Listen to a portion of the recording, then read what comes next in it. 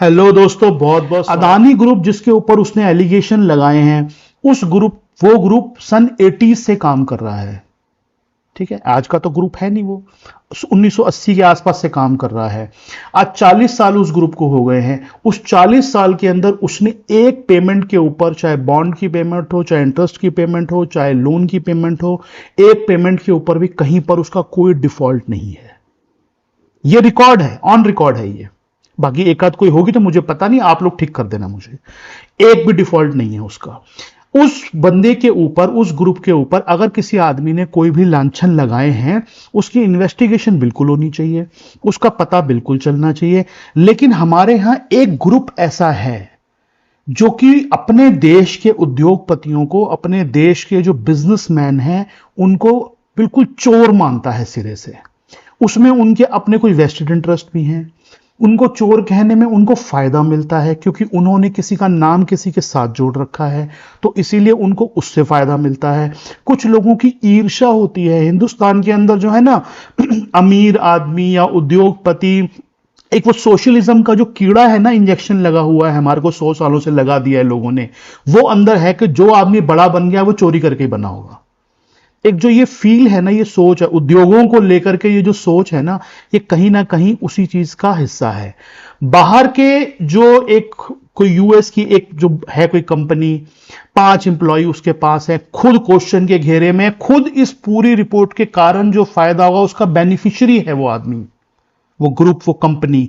उस आदमी के कहने पे इतना विश्वास है ऐसे लोगों को, जो कि हिंदुस्तान में होने वाली सर्जिकल स्ट्राइक या एयर स्ट्राइक के ऊपर हमारी आर्मी से सबूत मांग रहे थे। मैं एक आपको खाली कॉन्टेक्स्ट दे रहा हूं, बाकी देखो फैसला आपके हाथ में है कि ऐसा वाला ग्रुप है जो एक आर्मी से सबूत मांगता है, और एक कंपनी उठ के आके आपके उद्योगपति के ऊपर कोई इल्जाम लगाती है, उसको साबित होने का भी आप वेट नहीं करते और सीधा सीधा उसको आप चोर बोलना शुरू कर देते हो। पता है वो क्यों करा उसने ये काम? आज हिंडनबर्ग जो वहां पर है, उसने ये काम क्यों करा? क्योंकि उसको ये बात पता थी कि उसको इंडिया में भी इसको भयंकर सपोर्ट मिलेगा। उसको पता था इंडिया में, इंडिया के अंदर छेद करने वाले लोग बहुत ज्यादा है। उसको पता था कि वैसे ही अदानी को लेकर के बहुत सारी, अदानी अंबानी वो जो खेल चलता रहता है, उसको लेकर के बहुत सारा हल्ला गुल्ला है, तो मैं जैसे ही ये छोड़ूंगा रॉकेट, एकदम से जो है वहां पर हल्ला मच जाएगा। और वो देखा आपने, हो भी रहा है, चाहे वो आपके पॉलिटिक्स में हो, चाहे बाकी जगह हो, एकदम कैच कर लिया हाथों हाथ के ये आया कोई मामला। पिछले 25 सालों में, 22 सालों में मोदी जी के ऊपर इल्जाम लगाने के लिए कोई मिला नहीं करप्शन का चार्ज, इसको जोड़ के देख लेते हैं, हो सकता है कुछ बन जाए। पहले रफेल में ट्राई किया, बहुतों में किया, तो नहीं बना। ये मैं आपको ना रैशनल सोचना सिखा रहा हूं। मैं कोई व्यू कोई नहीं दे रहा, मैं आपको सिखा रहा हूं रैशनल कैसे सोचा जाता है, रैशनल किस ढंग से सोचा जाता है। वो कंपनी बोल रही है मैं 2 साल से रिसर्च कर रही हूं। 2 साल पहले तो कोविड था भाई, तू वैक्सीन लगवा रहा था कि रिसर्च कर रहा था? 2 साल पहले तो इसके शेयर भी 300 रुपए का मिल रहा था।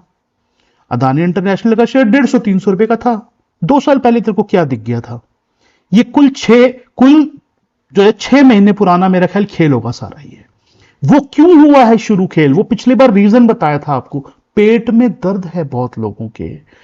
यूएस की कंपनियां हैं, कई देश हैं ऐसे, हिंदुस्तान, पिछले परफॉर्मेंस देखी उन्होंने, हम इतना इतना गिर गए, यहां पर कुछ हो ही नहीं रहा, इन्फ्लेशन से ये लोग निकल गए, वैक्सीनेशन इन्होंने बना ली, 140 करोड़ लोग जहां पर थे, हम तो सोचते थे कोविड में ये देश बर्बाद हो जाएगा, ये फिर वहां से उबर गया। ये पेट में दर्द यहां की कुछ पॉलिटिकल पार्टियों को भी है और वहां की भी है, होगी, ऑब्वियसली होगी। इसके अलावा एक आदमी जो है वो नंबर 1 पे आ गया 10 लोगों की लिस्ट में। अब एक यहां पर ना पॉइंट आपको रैशनल तरीके से और सोचना है। स्टॉक मार्केट के जो वेल्थ है ना, वो पेपर वेल्थ होती है। उसको ना तो कोई अच्छा बिजनेसमैन ना आदमी मान के चलता है कि हाँ ये मेरी वेल्थ है, आज उसका स्टॉक लिस्टेड है तो वो ये मान के नहीं चलता कि ये मैंने पैसे कमा लिए। वो पता है कि कागजों में है, कल को गिर जाएगा तो गिर जाएगा। तो इसीलिए, लेकिन अब जो बातें करने वाले वो तो कहते थे कि हाँ ये देखो इन्होंने इतने पैसे कमाए। जो यही वाला ग्रुप है सारा का सारा, वो कहता था देखो ये अमीर हो गए 2 साल के अंदर, इन्होंने बहुत पैसे कमा लिए। ऐसी ही भाषा यूज करते थे ना कि 2 सालों के अंदर इसमें इतनी ग्रोथ आ गई। वो ग्रोथ एक्चुअली कंपनी में नहीं आई थी, कंपनी तो जैसे चल रही थी थोड़ा अच्छा चल रही होगी, और वो ग्रोथ आई थी स्टॉक प्राइजेस में। तो स्टॉक प्राइसेस का अपना एक बिहेवियर है, मार्केट का अपना एक सिस्टम है कि हाँ वो ऊपर भी जाती है, वो नीचे भी आती है, मैकेनिज्म है, वो सेल्फ एडजस्ट कर लेती है अपने आप को। और इस तरह के जो अटैक हैं वो अपना जो धीरूभाई अंबानी पे नहीं हुए, धीरूभाई अंबानी पे भी हुए। मैं आपको बताऊं, आप जाके हिस्ट्री चेक करो, 80s के अंदर धीरूभाई अंबानी के साथ सेम स्टोरियां हुई हैं कई बार। उस समय भी वजह यही थी कि उनकी कंपनी बहुत तेजी से बढ़ रही थी, तो वो आंखों में खटक रहा था। बहुत सारे जो इस तरह के सोशलिस्ट जो लोग हैं ना, उनकी आंखों में खटक रहा था, तो उन्होंने उसके ऊपर इल्जाम लगाया हुआ। आज धीरूभाई अंबानी बाहर आ गए, आज उनकी लोग कदर करते हैं, वैल्यू करते हैं उस चीज को लेकर के। उन्होंने बिजनेस बनाया, उन्होंने हिंदुस्तान के अंदर बहुत बड़ा एक वो बनाया, इंडस्ट्री बनाई। लेकिन उस समय अगर थे ना जो लोग, वो यही हिंदू खून तो वही है ना, जो लोग वही थे वो आज भी वही है, चेंज नहीं हो गया कोई मामला, सब कुछ वही का वही मौजूद है। तो हम जब इन चीजों को देखते हैं तो हमें यहां पर यह भी देखना है कि जो एक आदमी सामने बोल रहा है, एक तो उसको पता था कि यहां पर मुझे बहुत सपोर्ट मिलेगी, लोगों की बहुत सपोर्ट मिलेगी, मैं आऊंगा तो मेरे को कुछ करना ही नहीं पड़ेगा, यही लोग कर देंगे मेरे को। तो उसने एक रिपोर्ट निकाली और चुप करके बैठ गया, देख लो आप, बिल्कुल चुप करके बैठ गया। वो जो कर रहे हैं हम ही कर रहे हैं, सारे आपस में कीचड़ एक दूसरे पे उछाले जा रहे हैं हम। उससे पूछ भी नहीं रहा कोई आदमी कि तेरे पास सबूत है, कोई तेरे पास कुछ है, या कोर्ट ऑफ लॉ में जब तक प्रूव नहीं होता हम कैसे मान लें, क्या कोई नहीं बात कर रहा। चोर चोर, गद्दार, देशद्रोही, फ्रॉड, ये बोले जा रहे हैं। एक 4 साल पुरानी कंपनी, एक 40 साल पुरानी कंपनी को जिसने ₹1 का आज तक डिफॉल्ट नहीं किया, उसको फ्रॉड बोलने की हिम्मत है और उसको इंडिया में सपोर्ट मिलता है। यह है हमारे देश में ना कहीं दिक्कत है, इंटरनली प्रॉब्लम है ये। हर आदमी जो है उसके इंटरेस्ट है, वेस्ट इंटरेस्ट, उनका तो इंटरेस्ट है ही यही। जैसे मैंने पिछली बार आपको कहा था ना, टूल किट एक है। अभी आप देखो पिछले 2-3 दिनों के अंदर रॉयटर्स की खबरें, टाइम्स की खबरें, सब निकाल रहे हैं और सब क्या चिपका रहे हैं साथ में, मोदी फ्रेंडशिप, ये वो। तुम न्यूज़पेपर हो, तुम कोई ऐसे कुछ भी, मतलब ऐसे नहीं हो कि उठ के आ गए तुम बोल दिया। तुम अगर ये बात बोल रहे हो कि वो मोदी का दोस्त है, कहां से पता चला तुम्हें? मोदी जी ने कहा, अदानी जी ने कहा, कोई प्रूफ है तुम पे कि कुछ खास तरीके से उनको फेवर किया गया है? एक बेरोजगार आदमी है हिंदुस्तान के अंदर जो पूरी हिंदुस्तान में घूम रहा है, वही बोलता है सारा दिन, और कोई नहीं बोलता। या तो तुम उसका एजेंडा चला रहे हो, या तुम्हारे पास कोई सबूत है। तुम कैसे नाम जोड़ रहे हो? वो तो जोड़ रहा है, चलो ठीक है, उसको पॉलिटिकल है एजेंडा, तुम कैसे जोड़ रहे हो? ये तो तुम्हारा भी कोई, मतलब तुम्हारी भी टूल किट चल रही है ना कोई, इसका मतलब कहीं ना कहीं अंदर। मैं सर इस वीडियो में आपको आंसर नहीं दे रहा हूं, मैं क्वेश्चन खड़े कर रहा हूं आपके सामने क्वेश्चन खड़े कर रहा हूं। आप रैशनल तरीके से सोचो। एक कंपनी जो है 40 साल से चल रही है, हजारों लोगों को इंप्लॉय करती है, यहां पे उनके घर चलते हैं उससे, लाखों करोड़ रुपए का टैक्स देती है, ₹1 की पेमेंट डिफॉल्ट नहीं किया आज तक। एक तीसरा आदमी आके, विदेशी कंपनी आके उठ के उसको फ्रॉड कहती है, बिना सबूत के, बिना साबित हुए, और यहां की खुद की जनता भी उसके पीछे पड़ जाती है। वो जनता जो हमारी इंडियन आर्मी से सबूत मांगती थी कि बताओ तुम करके आए हो, नहीं कर, हमारी आर्मी बोलेगी विश्वास नहीं है, LIC आके बोलेगा विश्वास नहीं है, RBI बोलेगा विश्वास नहीं है, स्टेट बैंक बोलेगा विश्वास नहीं है, सेबी बोलेगी विश्वास नहीं है। उस 5 एम्प्लॉय वाली कंपनी जिसका खुद वेस्टेड इंटरेस्ट है इसके अंदर, जिस पे US में खुद केस चल रहा है, उस पे विश्वास है। ऐसे जीना पड़ेगा सबको। इंडिया में रह रहे हैं तो हम ऐसे ही सबको जीना पड़ेगा। ये जो दोस्त वाली थ्योरी चलाई हुई थी ना, ये दोस्त वाली जो थ्योरी थी ना, ये यहां के कुछ ग्रुप ने चलाई थी, जिसको आप भी जानते हो। लेकिन बाहर की जो एजेंसीज हैं, उनके पास कुछ है जिसको वो छापने से पहले, उनकी कोई अपनी क्रेडिबिलिटी है या नहीं है? उनकी अपनी कोई क्रेडिबिलिटी है या नहीं है? मतलब वो किसी भी चीज को छापने से पहले कुछ सोचते हैं कि नहीं सोचते? मुझे ये चीज जरा बताना, ये क्वेश्चन आता है बार बार दिमाग में। तो कुल मिला के कहानी ये है सर कि स्टॉक प्राइसेस ऊपर भी जाते हैं, नीचे भी आते हैं, मार्केट में खुद करेक्ट कर लेती है, खबर ये लगे या खबर कोई और लगे। 100% बता रहा हूं आपको, आज नहीं गिरते तो 6 महीने बाद गिरते। गिरना तो इनको था ही, सबको पता था, सबको पता था। आज की डेट में आपने नोटिस किया नहीं किया, मैंने नोटिस किया है। एक आदमी सोशल मीडिया पे, हमारा यूट्यूब चैनल है, इतने सारे तो सब्सक्राइबर है, लाखों लिखते रहते हैं कमेंट, यहां ट्विटर पे, यहां, एक आदमी मुझे ऐसा नहीं दिखा जो रोता पीटता मिला कि मैं बर्बाद हो गया, मैंने शेयर लिए हुए थे और मैं बर्बाद हो गया। एक आदमी नहीं मिला मुझे। क्यों? क्योंकि किसी का शेयर थे ही नहीं। किस रिटेल के पास शेयर थे? किसके पास शेयर थे? थे ही नहीं सर किसी के पास शेयर। ये सिर्फ गालियां निकालने वाली जनता है। माल भी था इनके पास, किसी के पास।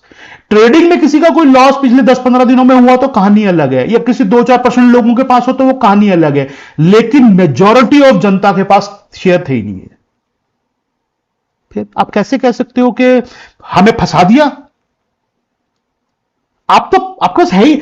जो शेयर स्ट्रेट लाइन के अंदर 200 रुपए से उठ के 4000 पहुंच गया, वो माल बचता किसके पास है? किसी के पास नहीं बचता। इसीलिए ना ये फालतू का रोना पीटना बंद करें हम। मार्केट की करेक्शन, स्टॉक की करेक्शन सेंटिमेंट पे होती है। सेंटिमेंट खराब होंगे, हो जाएगी, सेंटिमेंट ठीक हो जाएंगे, ठीक हो जाएगी। लेकिन आप उसके सामने आज आप एक ग्रुप को पूरे के पूरे को फ्रॉड घोषित जब करते हो, आपको रैशनल तरीके से सोचना चाहिए सारी चीजों को मिलाकर के। क्या उसने पहले भी ऐसा किया है? क्या उसकी ऐसी कोई हिस्ट्री रही है? 40 साल तक एक आदमी अगर ऐसा नहीं कर रहा है तो वो क्या आर्टिफिशियल बिहेवियर कर रहा था? उसने सोच रखा था कि 2022-23 में जाके फ्रॉड करूंगा, पहले ना 30 साल ना पूरा तैयार होने देता हूं मामला। आर्टिफिशियल बिहेवियर भैया लोग 2 महीने 6 महीने जिंदा रख सकते हैं, उससे ज्यादा जिंदा नहीं रख सकते। 30-30 40-40 साल ना जिंदा नहीं रख सकते।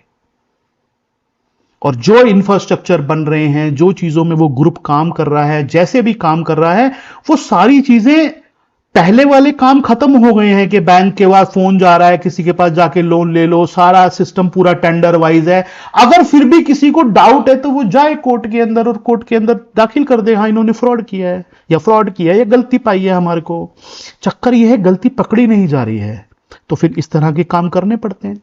तो सर वीडियो का अंत इससे करूंगा कि स्टेट बैंक ऑफ इंडिया हो, LIC हो, हिंदुस्तान के अंदर कोई सिस्टमिक रिस्क नहीं है। सिर्फ एक ही रिस्क है, वो है यहां की खुद के लोग। अगर ये नहीं ठीक हुए ना तो वो सबसे बड़ा रिस्क है मेरे लिए। इसके अलावा कोई सिस्टमिक रिस्क नहीं है यहां पे। दूसरी बात, एक थोड़े जोक के साथ एंड करना चाहूंगा कि कुछ लोग हैं यहां पर जो पहले बोला करते थे कि मोदी जी ने बहुत अमीर बना दिया इसको, तो अब गरीब बना दिया, फिर अब बन गए गरीब, अब तो खुश हो जाओ कम से कम। जैसे हवा में अमीर बने थे वैसे हवा में गरीब बन गए। ये स्टॉक मार्केट की वेल्थ हवा होती है, इसमें कुछ नहीं होता भाई। ये तो जब तक उसको कैचअप करेगा, चीजें बनेंगी, फंडामेंटल सामने आएंगे, तब तक तो हवा है ये सारी की सारी। कल चौथे नंबर पे थे, तीसरे नंबर पे, आज 20वें नंबर पे आ गए। चलता है ये सब, 20 और ऊपर नीचे होता है। इसीलिए आपको ना दिमाग को रैशनल तरीके से सोचना है। लास्ट वीडियो में जब आया था तभी भी ये बोला था आपको, कोई सिस्टमिक रिस्क नहीं है, कोई इंडिया पे खतरा नहीं है। और कुछ लोग ट्विटर के ऊपर यहां पे वहां पे लिख रहे थे कि सर आपका मतलब अदानी इंडिया है। अदानी इंडिया नहीं है, पिछले वीडियो में भी कहा था, कोई इंडिया नहीं है। मोदी जी भी इंडिया नहीं है, मेरा इंडिया है। इंडिया इंडिया रहेगा, किसी का मोहताज नहीं है वो, ना मोदी का मोहताज है, ना अदानी का, ना अंबानी का। याद रखना मेरी बात, किसी का मोहताज नहीं है इंडिया। लेकिन हर एक जो हिस्सा ना इंडिया को बनाता है वो जरूरी है हिस्सा। इंडिया अदानी नहीं है, अंबानी नहीं है, लेकिन वो सबसे बड़े ग्रुप हैं इंडिया के। उनके दाग लगने पे इंडिया की साख खराब होती है बाहर। इस नजरिए से सोचना है। और वो साख अगर जेन्युइन है तो होनी भी चाहिए। अगर उन्होंने गलत किया है तो होना भी चाहिए गलत। लेकिन अगर ऐसा नहीं होता है, खाली हमारे ही अंदर के लोग बाहर वाले लोगों का फायदा करते हैं ना, तो मुझे लगता है उसमें आपको थोड़ा सा इंट्रोस्पेक्शन की जरूरत है। अंदर अपने झांकिए, चीजों को देखिए। अगर लगता है ठीक है तो ठीक है, नहीं लगता है तो जैसा जी रहे हैं वैसा जीते रहिए। कोई, और मैं जाते जाते फिर दोहरा रहा हूं, जो पिछले वीडियो में बोल गया था, ये रिपोर्ट कूड़े के डब्बे में जाने वाली है। पूरी जिम्मेदारी के साथ बोल रहा हूं, गलत साबित हो सकता हूं पूरी तरह, उसका अधिकार मैं सुरक्षित रखता हूं अपने पास कि मैं गलत साबित हो सकता हूं, लेकिन मेरे हिसाब से कूड़े के डब्बे में जाने वाली है रिपोर्ट। 3 महीने देख लो, 6 महीने देख लो, 2 महीने देख लो, पता चल जाएगा आपको। ठीक है सर, मैंने अपनी जो बात कहनी थी वो कह दी। और मेरे जो दोस्त मुझसे पूछ रहे थे कि सर इससे कोई सिस्टमिक रिस्क क्रिएट तो नहीं होगा या LIC या वैलिसी, कुछ नहीं होगा सर, चिंता मत करो।